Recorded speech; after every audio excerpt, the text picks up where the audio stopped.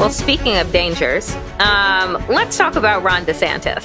And the other piece that you wrote, and this was before Ron DeSantis had announced his run at the presidency, but everything that you lay out in there, I was just so appreciative. Folks, it's entitled "The Ron DeSantis Campaign Kicked Off Already in 1964." And, you know, Rotimi, I want you to just lay out essentially Ron DeSantis, right, needed someone to hate. He needed something to make him look like a big, strong man in comparison to Donald Trump. And he likes to believe, I think in his own mind, that he created this DeSantis doctrine, right? That everyone else is copycatting. But you say it's already been created. Please tell folks, like, who the originator of the DeSantis quote unquote doctrine is. Mm-hmm. So I kind of want to say the reason why I ended up kind of happening upon this is I love reading, history, and kind of, I think it can inform a lot of times why things are happening now if you look at the past. And with Ron DeSantis, what's really interesting is that his whole conversation in particular about how schools are indoctrinating people, which is obviously not true. I think our teachers are doing the best job they can do given the odds are stacked against them, is that it started with Barry Goldwater. And Barry Goldwater, for folks at home, was someone that ran for president in the 60s. He ended up losing very badly, but he started kind of this idea about the culture of conservatism, this culture of conservatism that he thinks that started the country and is an important part of America. And he thinks that liberals want to undo. And a big part of this was Barry Goldwater, before he ran for president, wrote a book called The Conscience of the Conservative, where he really lays out his political thesis and his political ideologies. And one of the big points he talks about is education and how schools have become this place when they're indoctrinating children.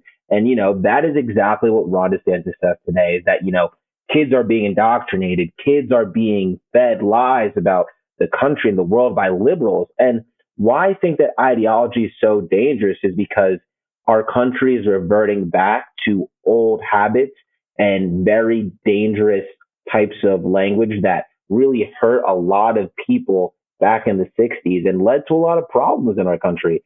So, I hate to see us go back, one. But two, I think it shows you that this is not new. It's not original. Ron DeSantis hasn't come up with any new ideas. He's simply just leaning back on what happened in the past because he has no substance of his own to lean on. And that just shows how inequipped, one, he is to even win in the Republican field and stand out amongst all the other people in that stage. And two, it just shows how inequipped he is to actually be the president. One of the things that you brought up too in this piece that I think is also worth lifting up is when Goldwater was going after the schools, you mentioned John Dewey, who is considered kind of like, I guess, the father of education, modern day education as we understand it in this country. And I want you to explain what John Dewey had to do in 1899 with his idea about American education, what wasn't working and what needed to shift, and how we would then find ourselves in the 60s with Barry Goldwater, and then now in 2023 with DeSantis. Definitely. So the way I'll explain John Dewey is this, we all, if you went to public school there, you had field trips, you had times in class where you'd sit with other kids that were like you or different than you, and you talk about what was going on in the classroom. You'd have discussions in classroom, and that was invented by Dewey. And he's, a pretty popular American philosopher. And the reason why he became so popular in education was because he realized that in a democracy, you want to bring up the next generation of people to be able to be strong critical thinkers and to be able to engage in discussions with their fellow citizens. Because if you don't engage in discussions with people and have conversations around how to create government, what happens is instead of using our words, a lot of times people will use their fists and weapons. And, we don't want a society that kind of falls on violence to solve problems. So Dewey found that, through his work, through research studies with different students and kids, that the best way to, make sure that we were creating future citizens of democracy was teaching them when they were young to kind of have class discussions, participate in, group activities, go on field trips, learn about things that are kind of different from what you see around you, in your house or in your school.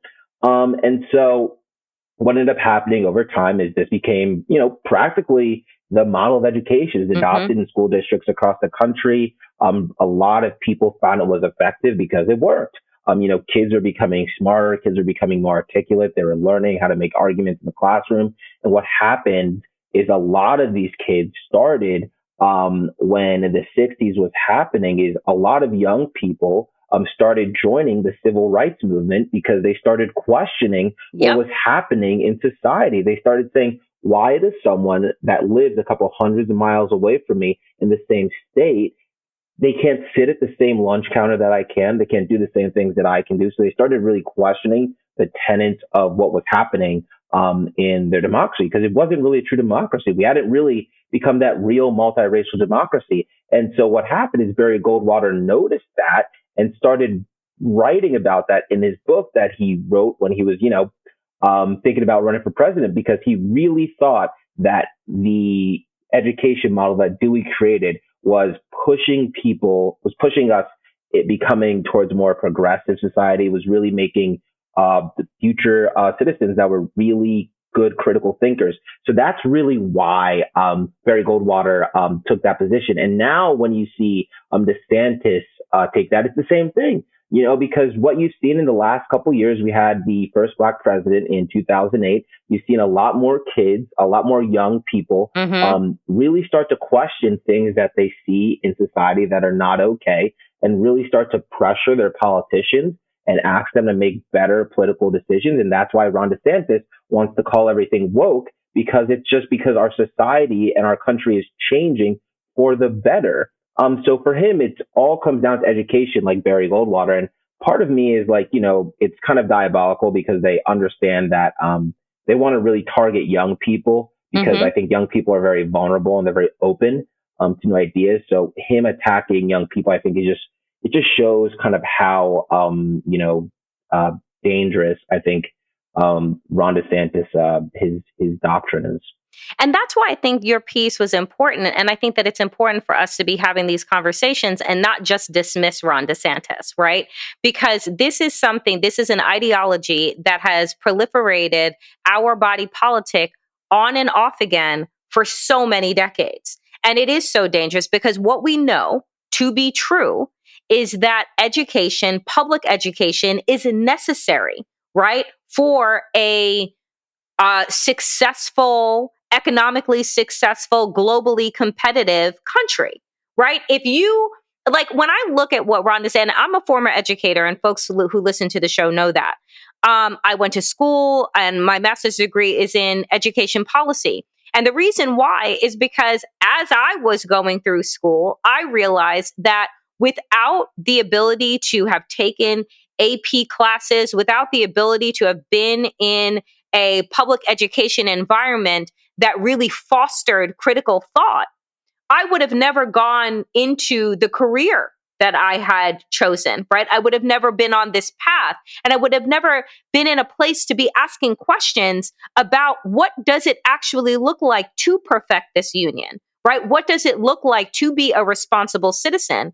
And to be a responsible citizen is not just to keep your head down and only speak when spoken to, right? Like those days of kind of, I'm training you to do this part of the cog in the machine are gone. Why? Because of the tax breaks that Republicans gave to corporations to send overseas to get cheaper labor.